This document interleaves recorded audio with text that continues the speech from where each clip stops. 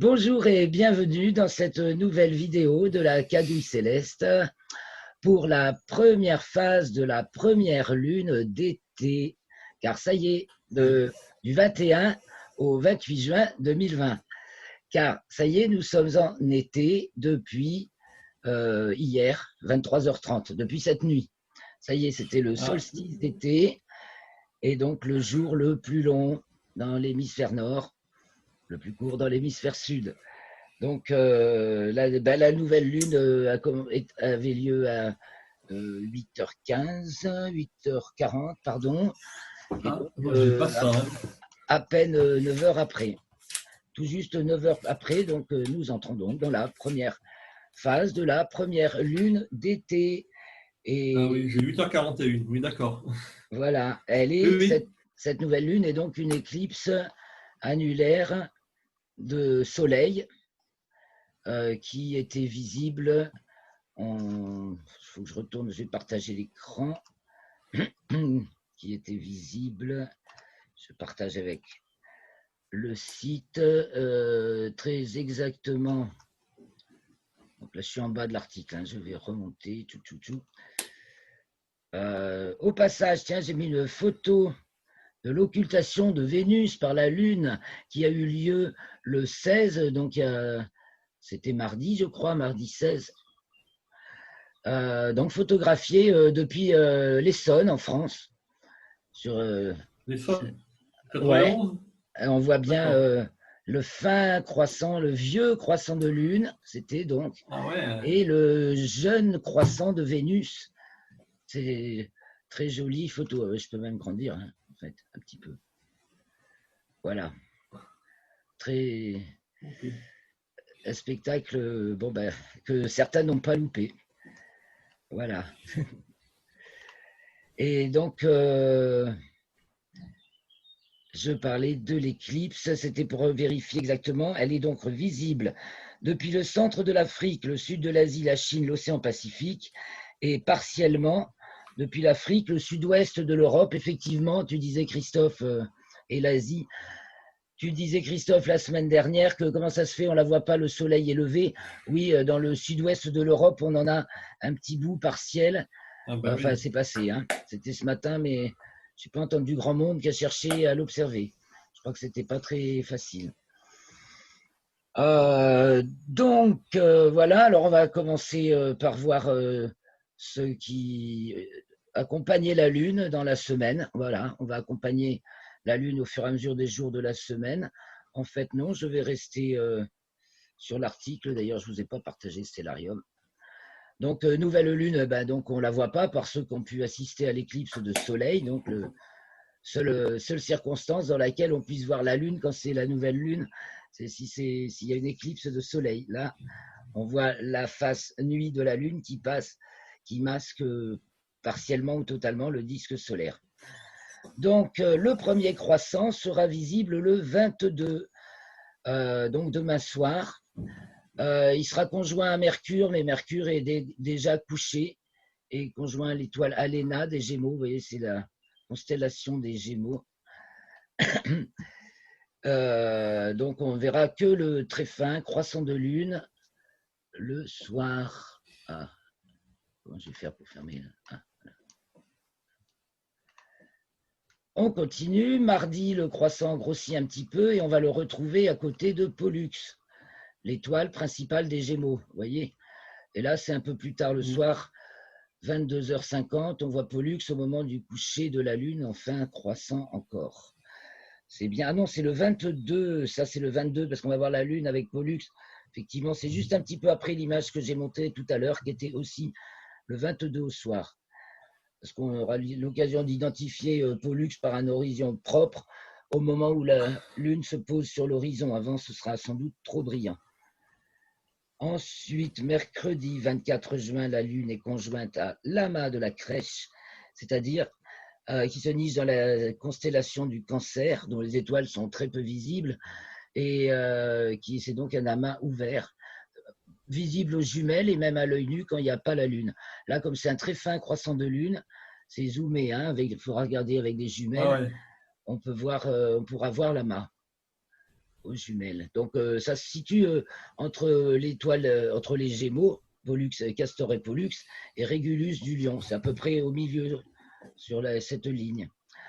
25 juin, jeudi, la Lune sera conjointe à Régulus, donc de plus en plus grosse, de plus en plus présente tard dans le ciel, vous voyez. Donc là, c'est à 23 heures encore. Et elle est juste au-dessus de Régulus, un croissant encore assez fin. Ce sera très joli. Ensuite, vendredi, samedi, 27 juin, on pourra l'apprécier. Je note toujours les librations de la Lune. Alors, on pourra apprécier l'état, sa libration maximale, minimale en latitude.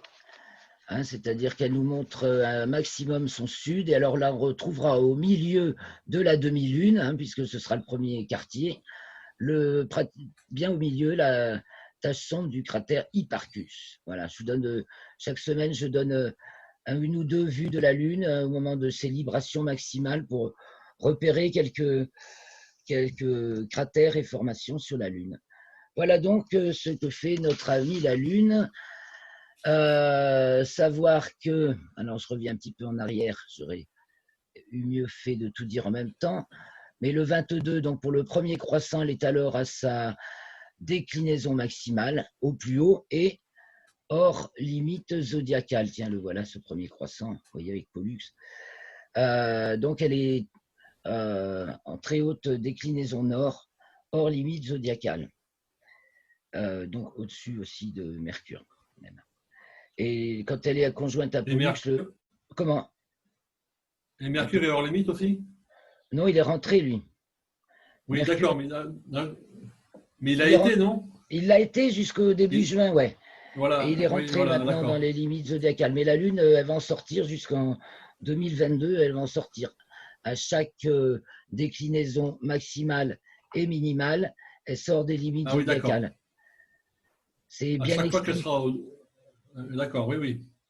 C'est bien expliqué par Astrid Fallon dans ses travaux sur les déclinaisons, les lunistices, c'est-à-dire ces hauteurs maximales et minimales de culmination qui dépendent, comme ça conjugue à la fois la déclinaison et la latitude, et que quand elle est à sa déclinaison maximale en même temps que sa latitude maximale, elle sort au maximum des limites zodiacales. Et quand c'est le contraire, quand elle est à sa déclinaison maximale au moment où elle est à sa latitude minimale, là, elle reste elle reste bien dans les limites. Et donc de 2016 à 2022, ça augmente, quoi. Et maintenant, elle est hors limite zodiacale jusqu'en 2022. Enfin, chaque fois qu'elle est à ses maximum ou minimum. Oui, chaque fois qu'elle sort, d'accord. Qu'elle passe en Cancer ou en Capricorne. Grosso modo, bah oui, puisque c'est là qu'elle atteint c'est là que les astres atteignent leur déclinaison maximale et minimale. Ouais. Donc, le 27, par contre, elle est à sa latitude maximale. Voilà, le 27. Et donc, qu'est-ce qui se passe en même temps de tout ça? Alors, le Soleil, donc, qui vient d'entrer dans le signe du Cancer, pour le solstice, arrive également devant la constellation des Gémeaux, le 21. Voilà, donc on va bientôt plus voir du tout la constellation des Gémeaux, vu que le Soleil va être devant. C'est pour ça que, vous voyez, on voit la Lune avec Pollux, c'est vraiment limite, et après on va plus voir du tout les Gémeaux, et après ils réapparaîtront dans le ciel du matin. Et puis, comme toutes les étoiles, chaque jour, 4 minutes plus tôt que la veille. 4 minutes de décalage. Voilà.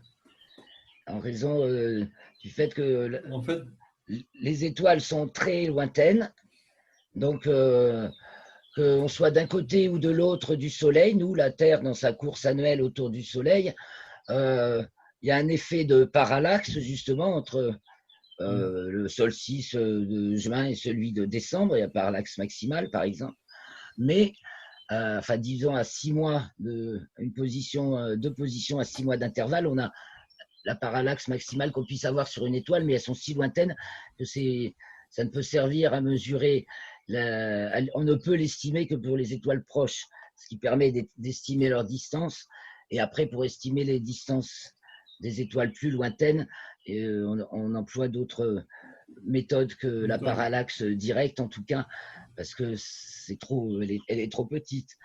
Donc, pourquoi parallaxe de parallaxe? Là, c'était au sujet des étoiles, oui. Et donc, chaque jour, on fait la Terre avance d'à peu près 1 degré autour du Soleil, ce qui fait que le Soleil, il prend 4 minutes de retard par rapport aux étoiles, où les étoiles prennent 4 minutes d'avance chaque jour par rapport aux étoiles. C'est ça le temps sidéral qu'on mesure, qui est à 0 au moment de l'équinoxe de Mars, quand le Soleil est à 0 degré du signe du Bélier.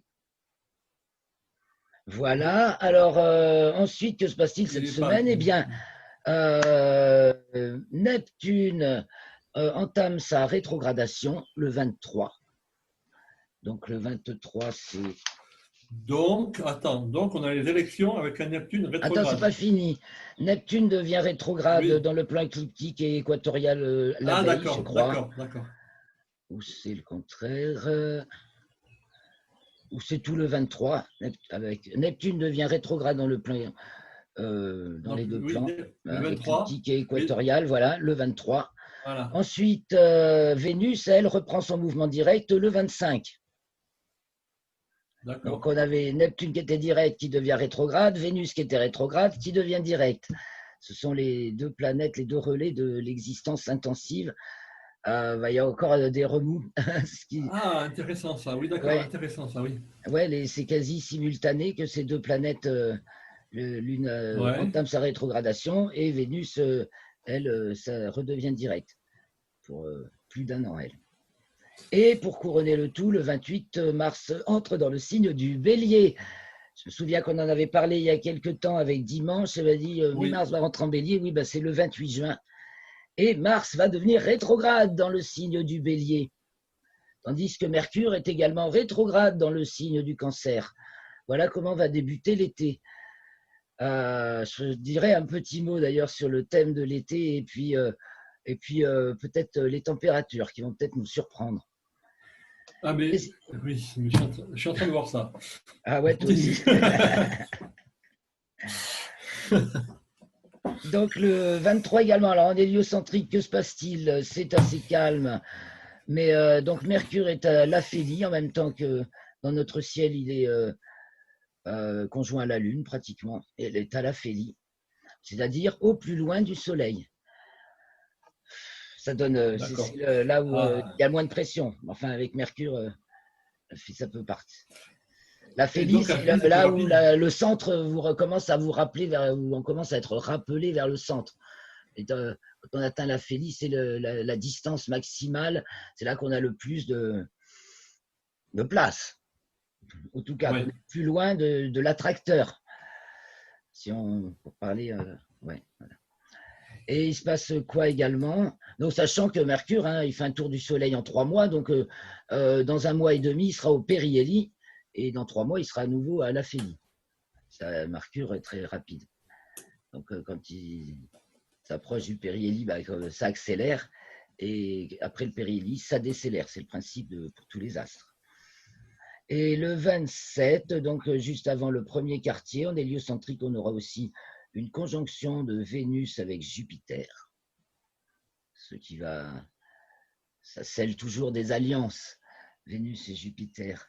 Donc là, toujours en héliocentrique, on pense au niveau mondial. Elles sont...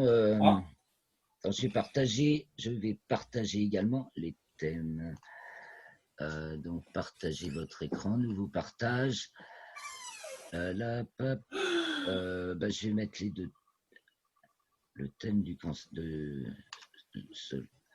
cancer et je peux pas mettre les deux un par un.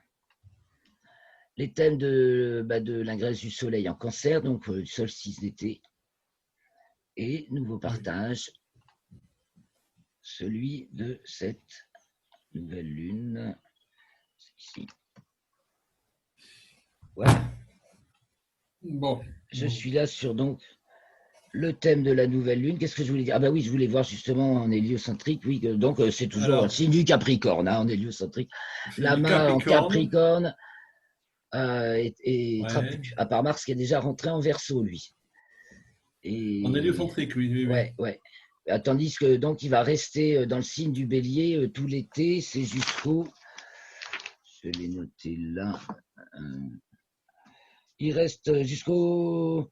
Oh là là, il est rétrograde du 9 septembre au 14 novembre. Donc ça veut dire qu'il reste en Bélier. Attends, il est Je rétrograde crois. de septembre à juin? Non, Non. non, à novembre. 2 mois. Hein. Ah, Il est à novembre. l'opposition en D'accord. octobre, à l'opposition du Soleil. Et donc, attends, je fais une petite vérif, j'en reviens pas, mais pourtant, je vais vérifier ça. Que, parce que du 28 juin au 9 septembre, ça fait quand même plus de 2 mois. Et donc, mais Mars, j'ai pourtant bien regardé l'autre jour. Hein. Sinon, j'aurais. c'est les vacances. Enfin, Ah oui, ça va faire les vacances. Alors moi, je pense que ça va, avec Mercure qui lui rétrograde en Cancer et Saturne qui revient en Capricorne le 3 juillet, j'ai l'impression que ça fait un peu un effet, on va tourner Mars Bélier, c'est ça active, ça active, ça active, ça active. Mercure reste en Cancer, donc ça active dans un milieu, beaucoup, hein, mais dans un milieu clos, fermé. Et mhm. ça me fait un peu comme si on mettait l'effet de faire mettre le turbo. On prépare le turbo. Hein. Ah ouais, on prépare le turbo, oui, d'accord. Tu vois ce que je veux dire? Oui, oui. Je comprends très bien. Ah oui, Et oui, puis oui, ça va parce que partir. Ah ouais, c'est sous pression. Quelque part, enfin, il y a une ouais, énergie ouais. formidable. Et puis, ça répète, quoi. C'est pas non plus tout. Mars est rétrograde tous les 2 ans, hein, mais c'est pas tous les coups dans dans le signe du Bélier. Alors, voyons. Et oui, il va entamer sa rétrogradation. Il sera à 28,8 du Bélier, le 9 septembre. Tiens, c'est mon ascendant. Ouais. Bien. Waouh! Ah oui, carrément! C'est sûr. Et alors, donc, il va rétrograder, mais je ne l'ai pas sur cette feuille de calcul. Je vais le trouver sur le livre d'éphéméride. J'ai oublié de le noter. Il va donc rétrograder jusqu'au 14 novembre, si ça j'ai noté.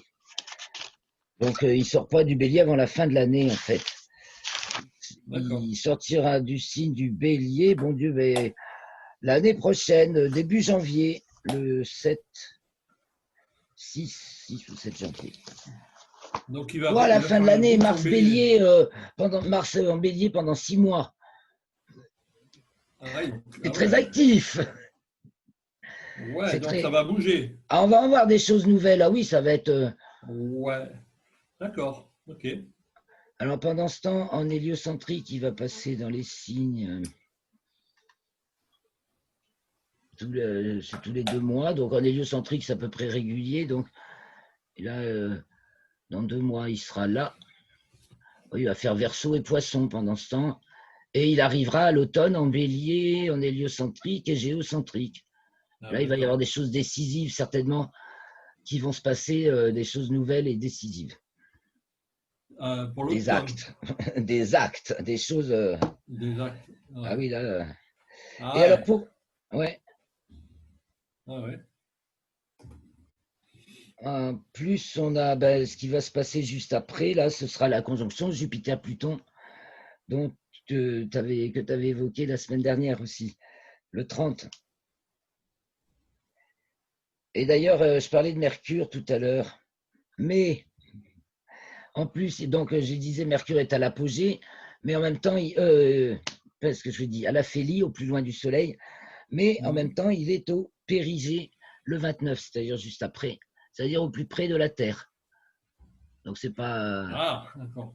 Voilà, c'est pas un périgée maximal, puisqu'en même temps, il est plutôt au plus loin du Soleil. Donc il est au plus loin du soleil et au plus près de la Terre. Et oui, il peut être à la fois au plus loin du Soleil et au plus près de la Non, mais Terre, oui. ou au plus près du Soleil et au plus loin de la Terre, ou au plus près du Soleil, au plus près de la Terre. Là, là, il est vraiment très fort, enfin, en influence gravitationnelle. Et sinon, il peut être au plus loin du Soleil. Tous les cas de figure, et au plus loin de la Terre, tous les cas de figure sont possibles. Donc, ça fait encore des situations à analyser, des qualités de vibration, d'énergie qui sont mercuriennes. Voilà, on peut envisager toutes les formes sous lesquelles ça peut se décliner. Et ce petit Mercure, il rentre en Capricorne, en Hélio. Ah, voilà. Oui, donc dans la semaine, c'était ce que je voulais montrer, entre le 21. Bon, alors je reviens sur le thème du 28. Est-ce que tu vois le thème du 28 là maintenant? Là, je vois oui. Ah, voilà. J'arrive tout juste à lire. Hein. Ah oui, mais c'est pour regarder les dessins, c'est pas grave. Ouais, d'accord. Ouais. Ah ouais. Donc en fait, c'était juste pour montrer que la semaine dernière, Mercure, qui est tout en bas de l'échelle maintenant, donc en latitude sud, la semaine dernière, il est dégringolé, il est passé à son ascendant, il était passé en parallèle de latitude avec Saturne, Jupiter, Uranus, Pluton, Neptune et Mars. Et que Neptune et Vénus également, qui descend également. Et maintenant, c'est Vénus qui a également doublé, il y a 2 semaines, Pluton et Neptune, qui maintenant double Mars. Donc on a un parallèle de latitude Mars-Vénus, qu'on retrouve d'ailleurs en géocentrique également. Et donc ils sont en train de descendre. Et ça fait bouger les gens, ça. Parce que les gens, Mercure, Vénus et Mars, le moteur, qui les anime, c'est vraiment notre... Ça bouge. Voilà. Comment... Ça bouge, mais alors justement, cette conjonction Jupiter-Pluton, qui se renouvelle 3 fois dans l'année, c'est déjà produite au mois de mars. Comme Jupiter rétrograde, il repasse conjoint à Pluton, et il repassera conjoint à Pluton fin novembre, je crois. Et c'est tout comme ça? Ou c'est pas habituel ou c'est... Alors, en héliocentrique, ça aura lieu, ça va avoir lieu en héliocentrique dans 1 degré tous les 10 jours, dans 1 mois, à peu près. Je ne sais plus la date exacte. Donc, et là, ça va avoir lieu maintenant géocentrique. Ça ne peut pas avoir lieu le même jour en hélio, là. Jupiter est trop loin. Ça ne peut pas le faire. Tiens, mais ce qui est sûr, c'est qu'en géocentrique, je reviens sur l'article. Non, je vais repartager l'article. Partager. Voilà. Et donc. Là, je vois. Jupiter. On va aller chercher Jupiter. C'est un peu comme le plancher qui lâche, là. Effectivement, on peut voir. On va se retrouver. Le gouvernement démissionne, comme tu disais. C'est les gouvernants, hein, Jupiter. Alors, justement, ils vont nous faire quoi, là? Il y a des projets de remaniement ministériel. Pour le moins, c'est pas étonnant. Oui, mais oui, voilà. Mais en fait, ça date de, c'est pas tout récent, ça date de quelques jours, quelques semaines, mais on ne sait pas. Macron ne sait pas par qui remplacer Philippe. Eh bien dans la merde. Donc il bouge pas. C'est ça. Il y a une immobilisation quelque part et une paralysie. Surtout avec le Capricorne. Pluton, c'est l'immobilité. Ouais. Tout d'un coup, il ne se passe plus rien. Démerdez-vous. Moi, j'ai l'impression que c'est ça maintenant. Démerdez-vous. La situation est propice au chaos. Heureusement, je pense que les gens ont plein de ressources pour s'organiser. Parce que c'est ça aussi. Alors, justement, il y a quelque chose de prévu au mois de juillet, mais j'ai vu ça parce que je me renseigne un peu partout. Des températures, alors, moi j'ai l'impression que ça va tirer vers le bas. Hein. Mais, ah bon? Vers le bas, mais cet été? Là, déjà, ça commence frais hein, pour l'été. Regarde Jupiter. Parce qu'ils annoncent de la chaleur, là. Hein, ouais, Mars va rentrer en bélier. Alors, je pense qu'on va avoir un coup de chaud. Tu me diras, il va rester, il peut faire de la chaleur tout le temps, mais je pense que ça va avoir un côté peut-être éphémère, peut-être je me trompe, mais ça démarre frais, Parce frais, que, frais le fond de l'air. Hein.